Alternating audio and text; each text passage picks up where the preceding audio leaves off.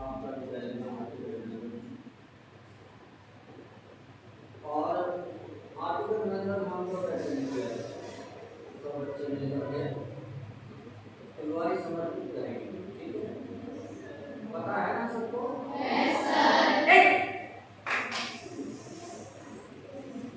दो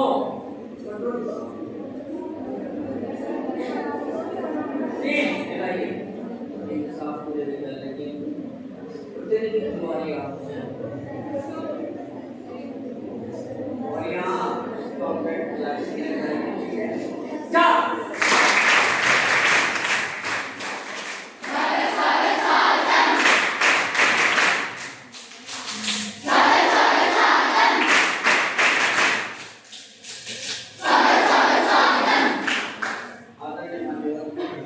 हम तो अपने अपने काम में लगे हुए हैं, हमें कुछ पता नहीं आपका आने का उद्देश्य क्या है और आपका परिचय क्या है। मैं निवेदन कर देता हूँ आपसे ही कि अपना श्री परिचय और देश की हमें प्रकट बहुत बहुत धन्यवाद। आदरणीय परम आदरणीय बड़ा भाई बोलूँ या गार्डन बोलूँ और मुझे भी आपका नाम नहीं पता जी। बस मैं ये कह रहा कि आप मेरे गार्डन के रूप में और यहाँ पे 3 बहनें पीछे बैठी, एक भाई साहब मेरे बराबर में बैठे और मेरे सामने बेटा मेरी प्रिय छात्राएं और बेटा कुछ बच्चे यहाँ पे बैठे, सभी को मेरा प्रणाम, मेरा नमस्कार, मेरा वंदन, मेरा अभिनंदन। मेरे बच्चों, जैसे अभी आदरणीय भाई साहब ने बताया, अगर मैं अपना परिचय दूं, मेरा नाम डॉक्टर कुलदीप मलिक है। मैं आप ही के बीच का रहने वाला शामली से ही मैं बिलोंग करता हूँ। कभी शामली के अंदर दयानंद नगर नाम सुना होगा, वहाँ पे सुभाष की चक्की है, उससे पहला हमारा मकान था। मेरे मम्मी पिताजी जी आप ही की तरह शिक्षक हुआ करते थे और फिलहाल वर्तमान में मैं यानी डॉक्टर कुलदीप मलिक ग्रेटर नोएडा के अंदर आईपीएस इंजीनियरिंग कॉलेज है मेरा, वहाँ पे प्रोफेसर हूँ कंप्यूटर विभाग के अंदर। मेरी धर्मपत्नी वो भी शामली के पास तो देव गाँव है, वहाँ की रहने वाली है, जानते भी होंगे बहुत सारे लोग। डॉक्टर प्रियंका मलिक मेरी पत्नी का नाम है, वो अमेठी विश्वविद्यालय में प्रोफेसर है बेटा। और हम इस देश में 4 मुद्दों को लेकर काम करते हैं। अभी मैं श्रीमान जी से भी बात कर रहा था, थोड़ी सी हमने गुफ्तगू कर ली। वे 4 मुद्दे हैं बेटा। सबसे पहला मुद्दा है इस देश का खराब होता हुआ पर्यावरण।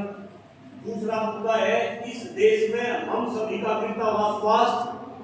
तीसरा मुद्दा है इस देश की बद से बदतर होती शिक्षा व्यवस्था। और चौथा मुद्दा है मेरे बच्चों, इस देश की बढ़ती हुई जनसंख्या। इन 4 मुद्दों को लेकर मैं पूरे हिंदुस्तान में बेटा मैं घूमता हूँ और खास तौर से जो देश के बच्चे हैं, जो युवा है, आप जैसे बच्चा, इनके बीच में मैं इन मुद्दों की बात करता हूँ। तो यहाँ पे केवल पर्यावरण और स्वास्थ्य को लेकर मेरे बच्चे में 10 से 15 मिनट बात करूंगा। मुझे ये तो कहने की जरूरत नहीं कि सब बच्चे और बच्चियां बेटा बिल्कुल रिलैक्स मूड में बात को समझने की कोशिश करेंगे। किसी भी बच्ची या बच्चे के मन में अगर कोई भी क्वेश्चन हो तो मैं बात करूंगा, आप क्वेश्चन भी कर सकते हैं, है ना? तो बेटा अगर हम पर्यावरण की बात करें मेरे बच्चों, मैं आपसे ही पूछना चाह रहा हूं, मैं आपके बीच में ये बात क्यों कर रहा, ये भी जरूरी है। मैं आपके बीच में ये बात इस वजह से कर रहा क्योंकि मुझे पता है कि आने वाले टाइम में आप भारत भाग्य विधाता है। आप में से कोई बच्ची आने वाले टाइम में इंदिरा गांधी बनेगी, कोई बच्ची कल्पना चावला बनेगी, कोई बच्ची विनीश फोगाट बनेगी। आप भी इस देश को आने वाले समय में चलाएंगी बच्चे। और आपको बच्चियां भी बच्चों से देखो कितने आगे अभी ओलंपिक में पदक जीतने वाले तो एक ही बच्ची ने 2 पदक जीते ना हमारे पास से, यानी सारे देश का नाम रोशन किया ना। और मेरे बच्चे इस देश में बहुत प्रधानमंत्री आए और गए। मैं राजनीतिक बात नहीं करना चाहता, लेकिन मैं इंदिरा गांधी जी का बहुत बड़ा भक्त हूँ। वो भी कभी आपकी तरीके से बच्ची हुआ करती थी और इंदिरा गांधी इस देश में 2 काम करके गई। एक तो इस देश को परमाणु संपन्न बना के गई, दूसरा बांग्लादेश को अलग कर दिया, यानी पाकिस्तान के 2 टुकड़े करके गई। तो बच्चे इसी वजह से ये 4 समस्या मैं आज आपके बीच में रख रहा। मेरे बच्चे सबसे पहली बात मैं पर्यावरण के ऊपर करूंगा। मेरे बच्चों आपको पता है हमारे शरीर के लिए, हमारी बॉडी के लिए जो हम इस बॉडी के अंदर लेते हैं वो सबसे इंपॉर्टेंट क्या है? ऑक्सीजन। मैं जोरदार तालियां देता हूं।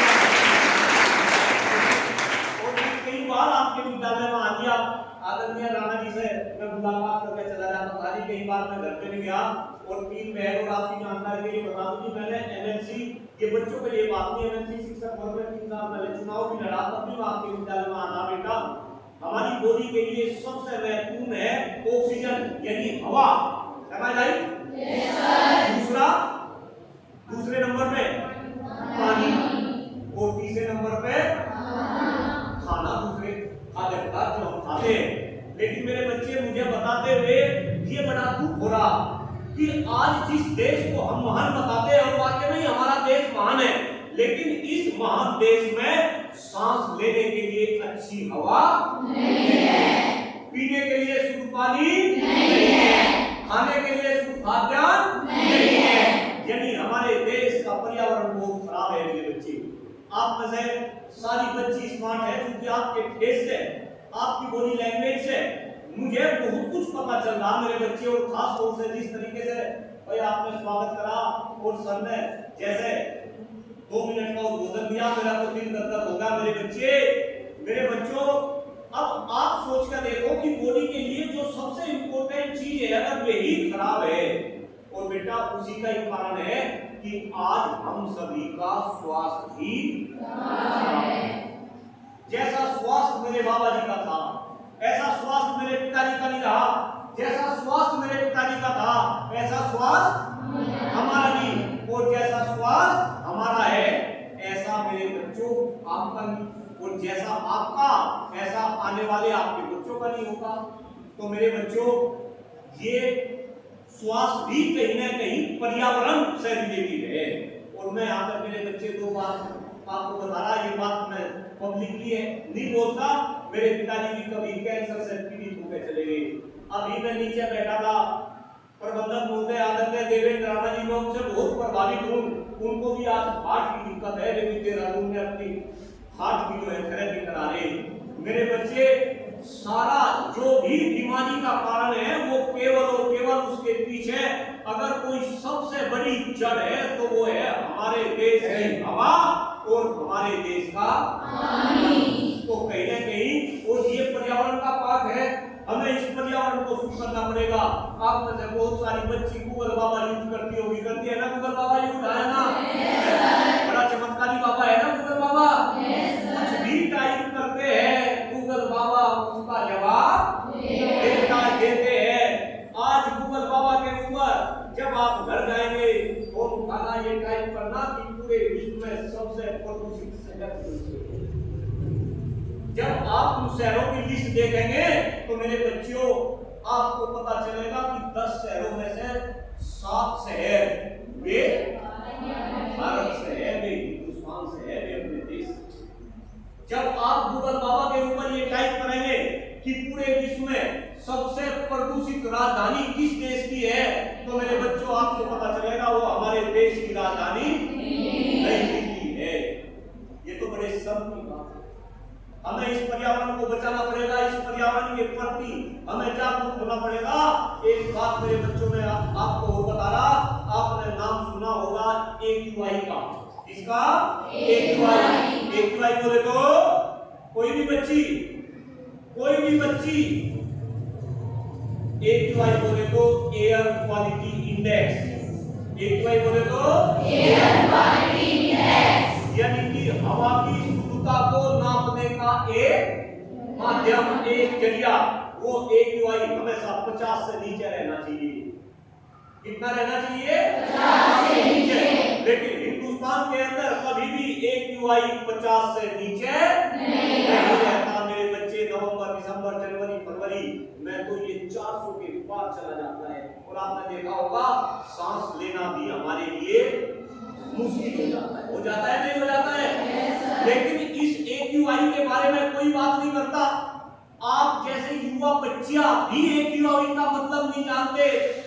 और मेरे बच्चे, मेरे तो जानने वाले बहुत सारे दोस्त, मैंने MCA कर रखा बेटा, मेरे बारे में आप जब गूगल बाबा से पूछेंगे सब कुछ जानकारी मिल जाएगी। मेरे जानने वाले बहुत सारे दोस्त विदेश में रहते हैं, जब वे विदेश से हिंदुस्तान में आते हैं तो वे पूछते हैं तो वो कुलदीप भाई हिंदुस्तान का AQI कितना चल रहा है। और अगर हिंदुस्तान का AQI 100 से ज्यादा है तो बाहर का आदमी हिंदुस्तान में आना पसंद नहीं करता। मैं अभी भी एक आंकड़ा देख रहा था मेरे बच्चों, जब से ये देश आजाद हुआ तब से लेकर अब तक इस देश से 70 से लेकर 75% पक्षी क्या हो गए, गायब हो गए। मुझे खूब ध्यान है, मेरा गांव यही बड़ौदा महाजन है। जब मैं शामली से बड़ौदा महाजन जाता था या शामली के घर के अंदर की चिड़िया घुसती थी, कौवे घुसते थे, कबूतर घुसते थे, अब सब के सब क्या हो गए मेरे बच्चे, गायब हो गए। और वे गायब केवल और केवल इसी वजह से हो गए क्योंकि हमारे देश का पर्यावरण उन पक्षियों के लायक नहीं है। वे पक्षी भी जीव थे, हम और आप भी जीव है। अगर हिंदुस्तान से पक्षी गायब हो सकते हैं तो आने वाले समय में मेरे बच्चों हम और आपको भी गायब होना पड़ेगा। ये बात समझ आ रही सभी बच्चों को? Yes sir. आया ना? Yes sir. मेरे बच्चे, हमें अपना स्वास्थ्य भी सही करना पड़ेगा और हमें इस देश का पर्यावरण भी सही करना पड़ेगा। केवल समस्या को समझना ही बड़ी बात नहीं, उस समस्या का निदान भी हमें ढूंढना पड़ेगा। और हर बच्चों को उस समस्या का निदान पता कि हमें अगर इस पर्यावरण को शुद्ध करना तो हमें क्या करना पड़ेगा, पेड़ लगाने पड़ेंगे। क्या लगाने पड़ेंगे? पेड़ लगाने पड़ेंगे। और पेड़ भी असली पेड़ लगाने पड़ेंगे। कौन से पेड़ लगाने पड़ेंगे? असली पेड़। कौन से होते हैं असली पेड़? सबसे ज्यादा वातावरण को शुद्ध करने वाला पेड़ कौन सा? सब बच्ची बोली, अरे वाह, जोरदार तालियां। दूसरे नंबर पे बरगद। और बच्ची बोली, अरे वाह, जोरदार तालियां। कौन सा? इसके बाद बरगद, इसके बाद नीम। ये 3 पेड़ असली पेड़ है मेरे बच्चों। जब हम आप जैसे बच्चे थे बेटा, गांव के अंदर हमें जगह जगह बरगद, नीम, पीपल नजर आते थे, लेकिन अब बरगद तो बिल्कुल। अब मेरे बच्चों, मैं आपको ये बात इस वजह से बता रहा क्योंकि पिछले 15 साल से मैं बरगद, नीम, पीपल के पेड़ लगा रहा। और मेरे बच्चों, आप यकीन नहीं करने के, आप में से कुछ बच्चे आते हैं +2 के बाद ग्रेटर नोएडा आएगी। मुझे पता चूंकि ग्रेटर नोएडा हिंदुस्तान के अंदर एजुकेशन का बनत के अभी भी कम से कम 5 बच्चे मेरे संपर्क में हैं आपके इसी कस्बे के, जो बनत से है, वो ग्रेटर नोएडा में एजुकेशन ले ले। तो आप में से भी 5-7 बच्चियां जब ग्रेटर नोएडा आएंगी, जब बेटा आप वहां होंगे, आप ग्रेटर नोएडा में कहीं भी चले जाओगे, आप जहां नजर दौड़ाओगे आपको वहां पर बरगद का पेड़ जरूर लगा हुआ मिलेगा। वो बरगद का पेड़ बेटा मैंने खुद अपने हाथ से और अपने बच्चों की मदद से लगा रखे। वे सारे पेड़ 15 साल से बड़े बड़े होने लगे और अब इस तरीके की बात वहां होने लगी कि क्यों ना ग्रेटर नोएडा का नाम बदल के बरगद सिटी के नाम से रख दिया जाए। तो मेरे बच्चों, मैं आपके बीच में इस वजह से आ रहा, मैं पूरी शामली के हर एक विद्यालय में घूम रहा। ये मेरा करीब 102वां विद्यालय है आज। और मेरे बच्चों, मैं बच्चों को मोटिवेट कर रहा और मैं बता रहा कि अगर आप के बीच का आपका चाचा, ताऊ या पिता या कुछ भी मानो बेटा, अगर मैं इस काम को ग्रेटर नोएडा में कर सकता हूँ तो क्या ये काम यहाँ बच्चे नहीं कर सकते? भाई मुझे पता कि बच्चे 1000 पेड़ नहीं लगा सकते, लेकिन एक बच्चियां 1-2 पेड़ को लगा सकती है। yes, हम जन्मदिन होता है, मैं देख रहा अभी मैं सुबह किसी विद्यालय में था, जन्मदिन किसी बच्चे का था, वो टोपी खिलाता सबको। मैं कह रहा टोपी भी खिलाओ, लेकिन टोपी के साथ साथ अपने जन्मदिन पे एक पेड़ लगाओ। और पेड़ लगाना नहीं, उस पेड़ को बड़ा भी करना, उसे पालना भी है, उसकी आपको रक्षा भी करनी। और बेटा, मैं बिल्कुल गंभीरता से पूर्ण विश्वास के साथ ये बता रहा, जिस पेड़ को आप लगाओगी आने वाले 5-7 साल में वो पेड़ आपसे क्या करने लगेगा, बातें करने लगेगा, वो आपसे लगाव करने लगेगा। मैं जब चलता हूँ गाड़ी में, मैं चलता हूँ तो मुझे ऐसा लगता है वो पेड़ बड़े बड़े हो गए, वे पेड़ मेरे से बात कर देख रहे बच्चे, वे मेरी टेंशन को दूर कर रहे है ना, वे मेरे काम में सहयोग कर रहे। आपका भी इस तरीके से लगाव हो जाएगा। तो बच्चों, मैं आपसे बड़ा हूँ, लेकिन हाथ जोड़कर मैं निवेदन कर रहा कि भाई 1-2 पेड़ तो सारे बच्चे लगा सके। Yes sir. एक बात मोटिवेट करने के लिए मैं बता रहा, आदरणीय भाई साहब, आपके लिए भी सेंट फ्रांसिस की एक बच्ची है शामली जिले की, वो पास आउट हो चुकी, नाम बता सके उस बच्ची का? वही जिसका नाम मैं ले रहा, पास आउट हो चुकी, बरला गांव की रहने वाली, बच्ची का नाम है विदुषी वशिष्ठ। क्या नाम है? विदुषी वशिष्ठ। वो विदुषी वशिष्ठ बच्ची शामली के अंदर 12,000 पेड़ लगा चुकी। कितने हजार? 12,000। अब जब मैं शामली में घूमा तो मुझे एक दिन पता चला कि मैं ऐसा बल्ला गांव में एक ऐसी बच्ची है। मैं उस बच्ची के घर गया। मैं भी बेटा आज के बाद में आपको मीडिया वगैरह में खूब मिलूंगा, अलग अलग चैनल में मैं डिबेट में बैठता हूँ।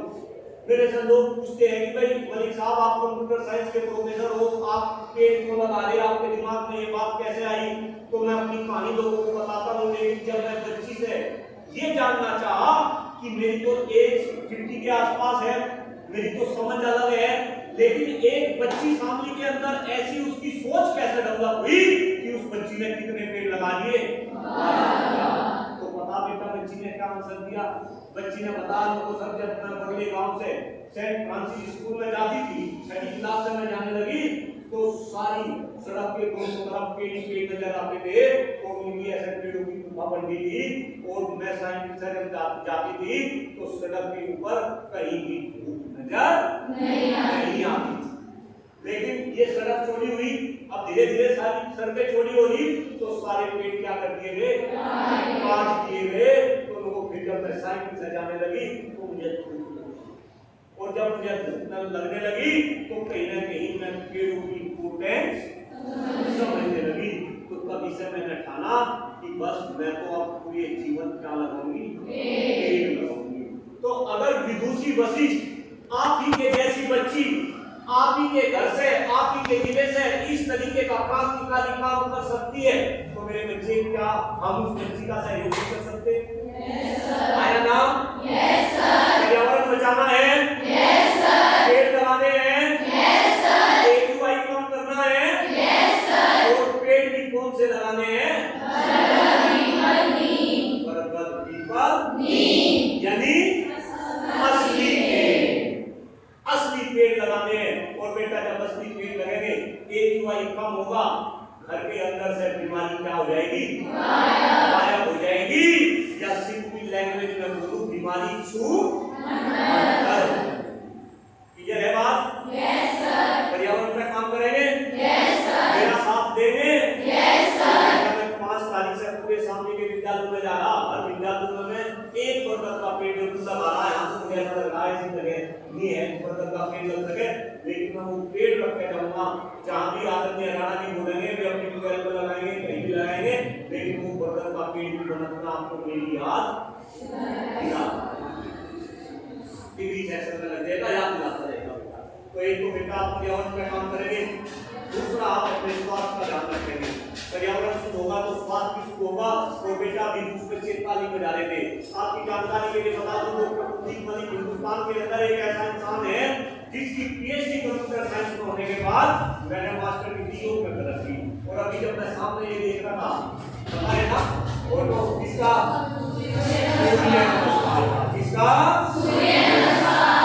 कितने आसन? सबसे पहला क्या बोलेंगे? कौन सी मुद्रा? नमन मुद्रा, है ना। इसके बाद ये और फिर ये और फिर 12 के 12। तो इसका मतलब अगर इस विद्यालय में ऐसा पोस्टर लगा तो मेरे बच्चे योग के बारे में जानते हैं ना, योग के बारे में? Yes sir. अष्टांग योग का मतलब सुना ना? योग के अष्टांग योग बोले तो योग के 8 अंग। कौन से कौन बच्ची बताएगी? यस, पहला यम, पहला यम, दूसरा नियम, तीसरा यम नियम आसन प्राणायाम प्रत्याहार धारणा ध्यान और समाधि। ये योग के 8 होते हैं बेटा, 8 पाठ होते हैं। जब अगर आप योग के सागर में डुबकी लगाएंगे तो आपको इन पाठ से होकर गुजरना है। तो योग के अंदर स्वस्थ रहने के लिए तो बहुत अच्छी एक्सरसाइज है। मुझे बहुत अच्छा लग रहा है, बहुत अच्छा मुझे लग रहा आपके बीच में 2 एक्सरसाइज है बेटा। एक तो जब आप ताली बजा रहे थे, बजा ताली बजाओ, कैसे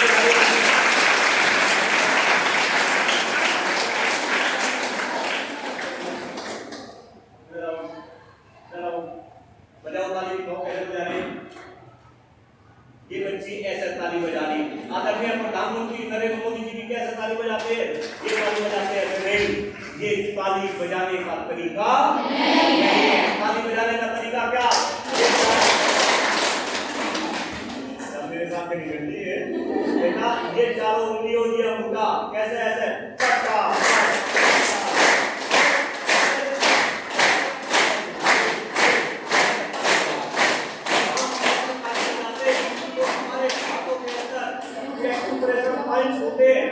सारे के सारे पॉइंट्स दबते हैं बेटा।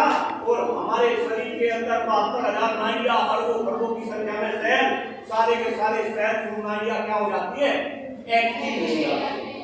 और शरीर से बीमारी जो अंतर, शरीर से बीमारी और अगर कोई बीमारी आने वाली है शरीर में तो वो बीमारी भी नहीं आएगी, क्योंकि हमारी रोग प्रतिरोधक क्षमता बढ़ जाती है। आपने देखोगे ना जो बच्चे स्ट्रॉन्ग नहीं होते उनको ज्यादा बीमारी लगती है वो सर्दी में लेकिन जो बच्चे स्वस्थ होते हैं उनको कोई बीमारी नहीं होती। तो बेटा ताली बजा दो। और मैं आदरणीय भाई साहब से भी रिक्वेस्ट करूंगा कि आज के बाद जब भी बच्चे असेंबल हो 3 टाइम से आप ताली बजाएंगे। कितने टाइम से? 5 मिनट दूंगा, तुम मुझे भी जाना बेटा। सबसे पहली ताली का तरीका है वो है ओम का वर्ड निकालना। सबसे ध्यान से सुनना मैं क्या बोल रहा। सबसे प्रभावी वर्ड क्या? ओम के नाम पे ताली बजाएंगे। किसके नाम पे? ओम के नाम पे। कैसे बजाएंगे देखेंगे। सबसे पहले गर्दन सीधी, रीढ़ की हड्डी सीधी, निगाह सामने, ऐसे बैठे हो। देखो कितने अच्छे बच्चे लगे ना भाई, अच्छे लगे हुए। जब हम सीधे बैठ के रीढ़ की हड्डी सीधी होती है, गर्दन सीधी होती है तो सामने वाले के ऊपर सबसे मदद करता है और हमारे अंदर कॉन्फिडेंस डेवलप होता है। क्या डेवलप होता है? कॉन्फिडेंस, आत्मविश्वास। तो ऐसे बैठे हो, सारी बच्ची है ऐसे बैठी हुई, इसी पूरी ऐसे बैठे हो। ठीक है, बैठने का तरीका पता चला। ताली बजाएंगे किसके नाम पे? ओम। एक बार मुझे देखेंगे ऐसे ओ ओ ओ ओ। जैसे जैसे ओम की गड़गड़ाहट बढ़ेगी ताली की गड़गड़ाहट भी बढ़ेगी। लेकिन कंडीशन है सबकी ताली के साथ बजे। शुरू करें। ओम के नाम पे ताली वादन प्रक्रिया का आनंद लेंगे सारी बच्चियां। लेकिन कंडीशन एक है, आज ये 3 तरीके की ताली बजवाऊंगा बेटा। यहाँ तो मैं रिक्वेस्ट करके जा रहा, आप बजाएंगे घर के अंदर अपने मम्मी पापा के साथ, पापा दादी के साथ, भाई बहन के साथ बैठ के ये 3 टाइप की ताली जरूर बजाएंगे। बजाएंगे नहीं बजाएंगे? Yes sir. पहले टाइप की ओम के नाम पे मेरे साथ एक बार देख लेंगे, इसके बाद बजाएंगे ऐसे ओ ओ ओ ओ। सुन जैसे साहब है ताली का तरीका पता चल गया भाई है कैसे फटाफट। ठीक है जैसे साहब